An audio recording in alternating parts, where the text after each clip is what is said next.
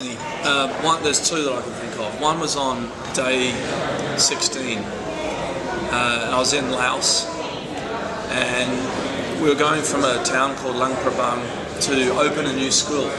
The charity that Wheel2Wheel is supporting in Laos is called Child's Dream. Yep. And what they do is they build schools in rural areas where there are no schools. Okay. So the children just grow up getting homeschooled by parents who got homeschooled by parents who got homeschooled. Therefore, entrenching this cycle of poverty. Yeah. They never break out of it. Yep. So there's a bunch of guys, amazing guys, building schools, and they were giving me the incredible honour of opening one of these schools. Yeah. And they timed the opening for when I was arriving. All I had to do was ride 150 kilometres from this town to where the school's located in this rural area. There are two ways to get there. There was one that was a decent gravel road that was about 300 kilometres, and there was a mountainous pass made of dirt to get there.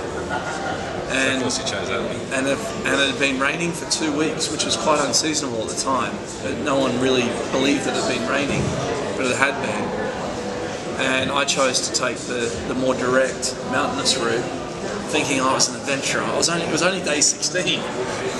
And so I get on the bike, and the locals are looking at me going, I think you should go the long way around. And I'm like, no, I'm going to do it. It's going to be great. And well,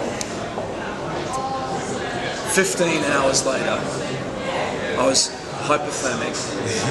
Temperatures up in the mountains, pouring rain coming in horizontally at me, howling wind. I was shaking, and I'd made it halfway. 15 hours, and I couldn't even make that 150 kilometres. I fell off the bike 29 times. What had happened is the dirt road was actually not dirt, it was clay. It was road base. So the water had hit it, and it just became an absolute mud fest. The muddy clay stuck onto my tyres, and the knobblies just became like slicks.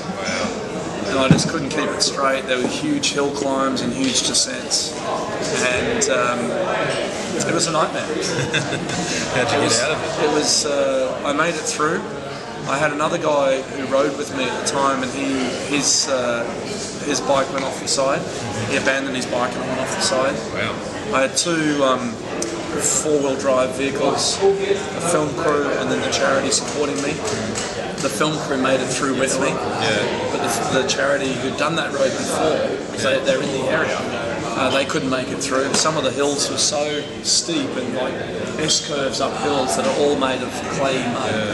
They were just slip sliding around and the car wouldn't go. Yeah, sure. So we found a place to stay that night in a small village, and luckily the next morning the charity people turned up after the rain had subsided. Of course the school opening, we couldn't get there. We were late and missed it.